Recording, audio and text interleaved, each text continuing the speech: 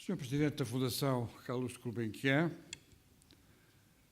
Sr. Secretário Executivo da CPLP, Sr. Embaixador, Sr. Presidente da Comissão de Organização das Conferências de Lisboa, Excelências, Srs. Embaixadores, Senhoras e Senhores Conferencistas, minhas senhoras e meus senhores, para, além de agradecer o convite, que naturalmente muito me sensibilizou, para participar na abertura deste encontro, quero, com muito gosto, saudar o lançamento desta nova iniciativa, a das Conferências de Lisboa, que tem aqui a sua primeira edição.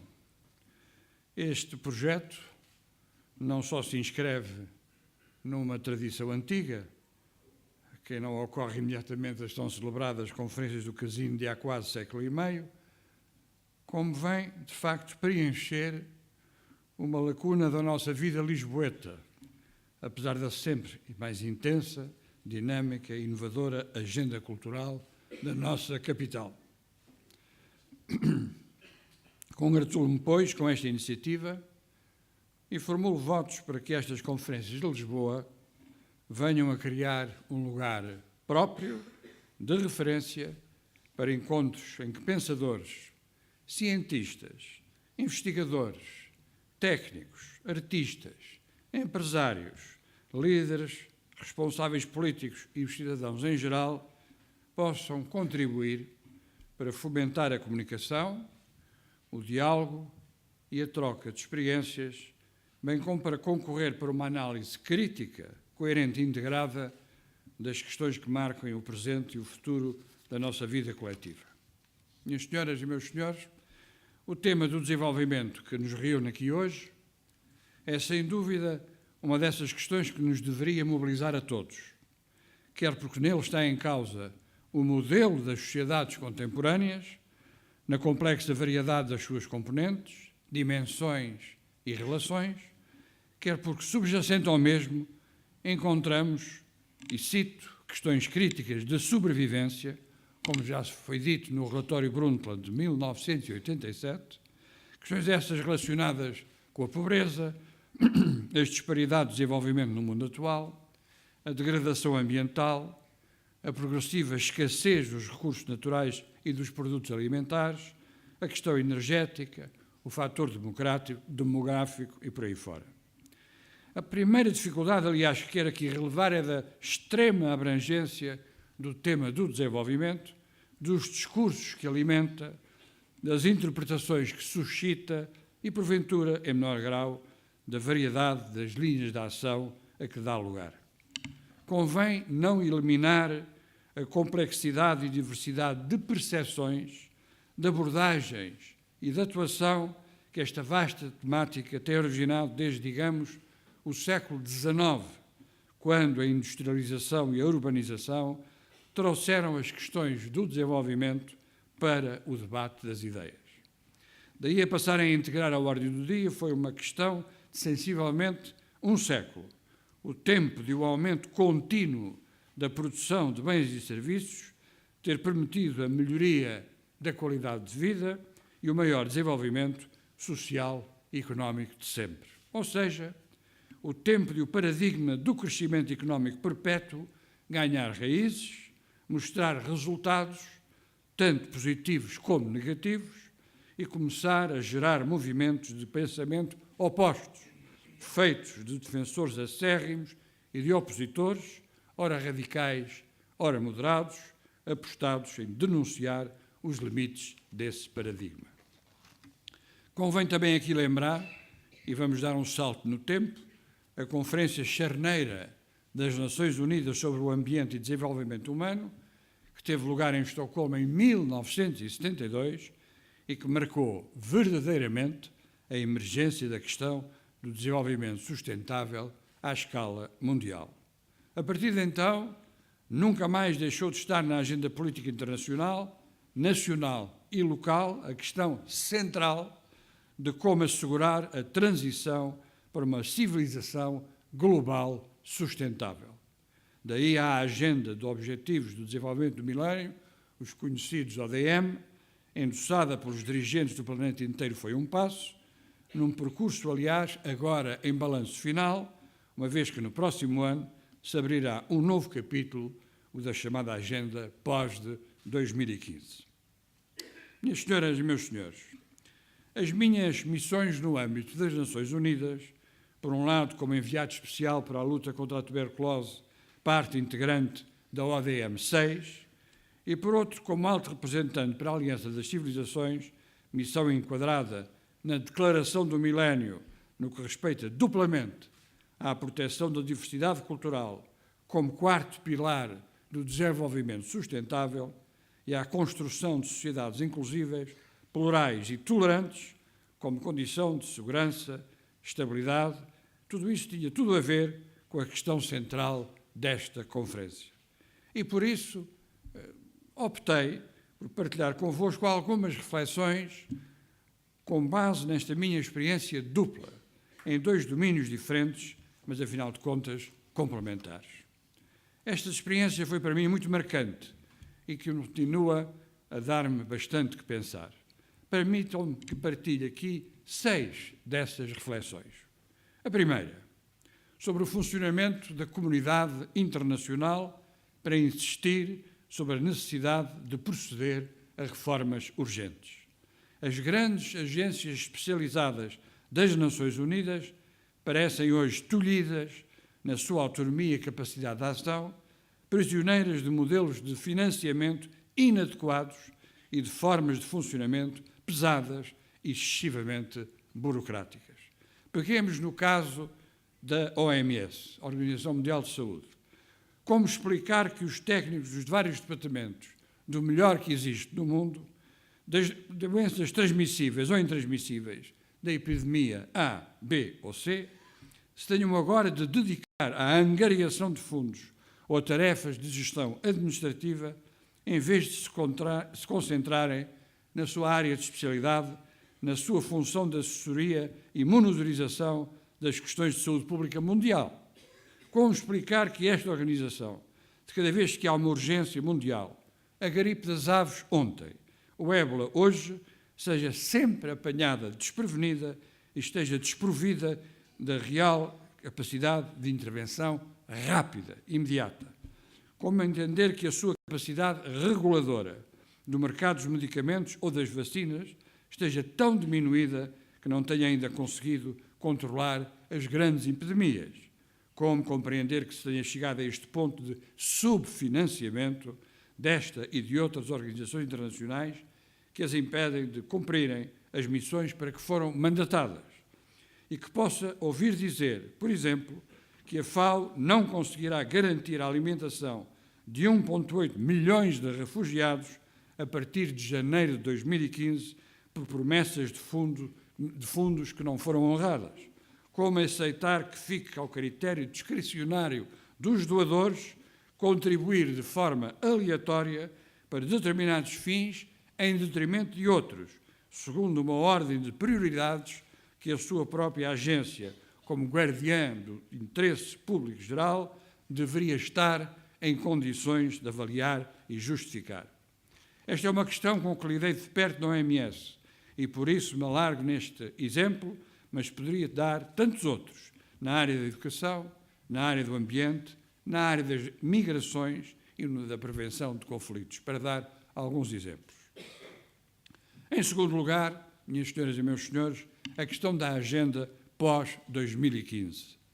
A meu ver, é importante que o que quer que seja adotado, primeiro, se construa com base no acervo adquirido ao longo dos últimos 15 anos. Houve progressos consideráveis em várias áreas-chave, no combate à pobreza, ou melhor, à pobreza extrema e no combate contra a fome. Nos MDGs relacionados com a saúde também se registaram bons avanços. Importa, pois, prosseguir nesta via e que não haja retrocessos. Importa, depois, conseguir eliminar disparidades monstruosas, como sejam as que se registram no campo da alimentação, como aceitar que, por um lado, 1 em cada 8 pessoas ainda passe fome e que, por outro lado, haja cerca de 1,3 mil milhões de toneladas de alimentos desperdiçadas todos os anos. Acresce que é sabido que dos 8 ODMs, 2 ficaram muito aquém das metas fixadas, o da educação e do ambiente, e importa perceber em que é que as metodologias propostas falharam, de que forma as premissas falharam, o que falta fazer e como reajustar a cooperação internacional para que os progressos sejam reais e tangíveis para as populações afetadas. Parece-me importante, por último, salientar que, independentemente do formato que a agenda pós-2015 venha a tomar, há uma reflexão e um enquadramento mais vastos a fazer e que se prendem precisamente com a discussão do nosso modelo de sociedade ou de civilização sustentável.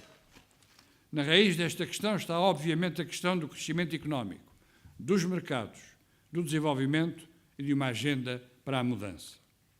Parece-me que já acumulamos exemplos suficientes nos últimos anos que demonstram que os mercados só por si não são suficientes para garantir o progresso ou a estabilidade dos sistemas económicos, muito menos o bem-estar dos cidadãos por esse mundo fora.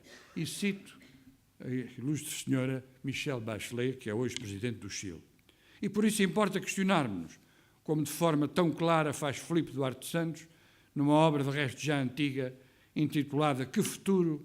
Ciência, Tecnologia, Desenvolvimento e Ambiente, de 2008, e cito, será possível conseguir a transição para estados de maior equidade com a globalização do atual modelo de estilo de vida dos países industrializados? Como encontrar e tornar atraentes modelos alternativos?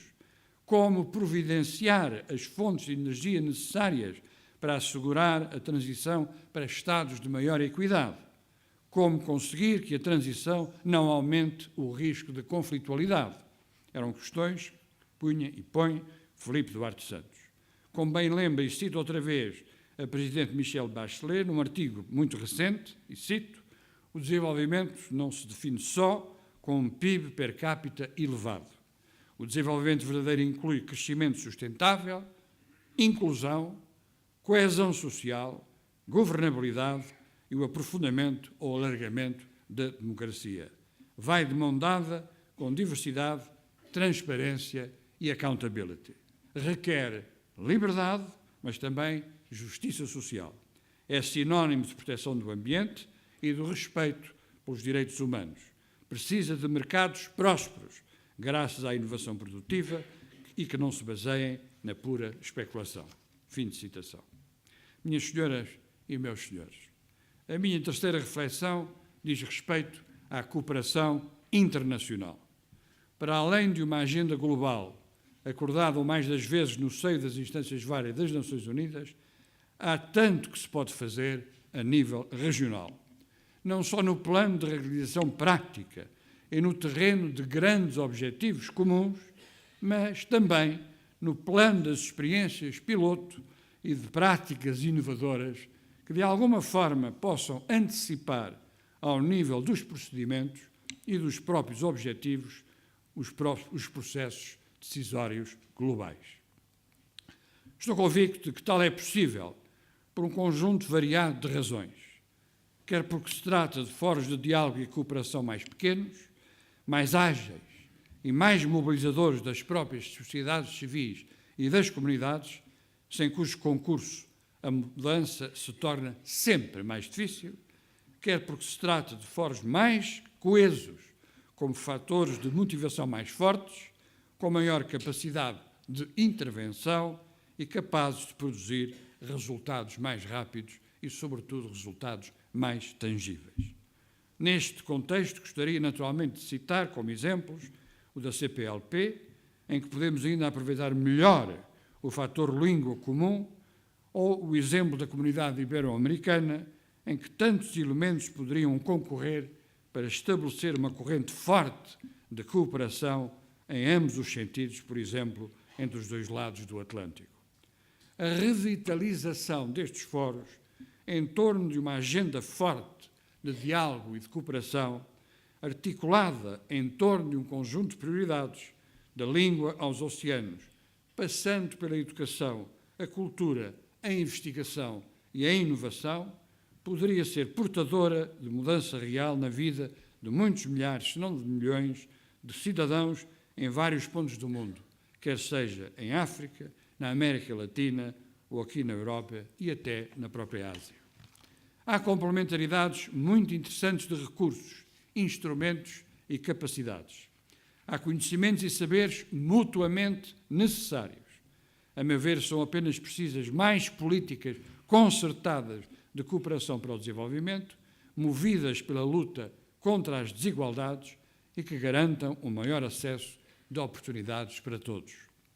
Ou seja, também aqui precisamos de um novo paradigma de cooperação mais consentâneo com os objetivos do desenvolvimento sustentável. A minha quarta reflexão prende-se com o aumento das disparidades e das desigualdades ao longo das duas últimas décadas, quer se trate das sociedades europeias, quer das sociedades em desenvolvimento.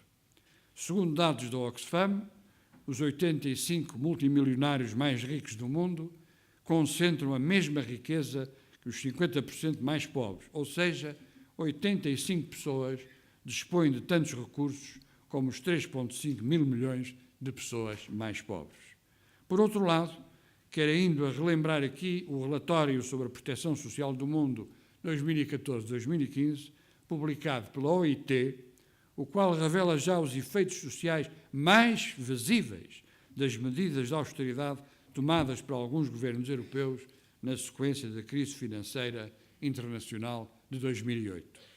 Não podemos ignorar, tal como aí é referido, que, e cito, em 2012, 123 milhões de pessoas nos 27 Estados-membros da União Europeia, ou seja, 24% da população, estavam em risco de pobreza ou exclusão social e que havia mais cerca de 800 mil crianças que, em 2008, que passaram a viver na pobreza.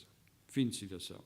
Perante esta conjuntura, e volto a citar o mesmo relatório, torna-se absolutamente premente um debate sobre os efeitos da crise financeira internacional na sociedade europeia, procurando perceber como é que o aumento da pobreza e das desigualdades condicionará o futuro da União Europeia.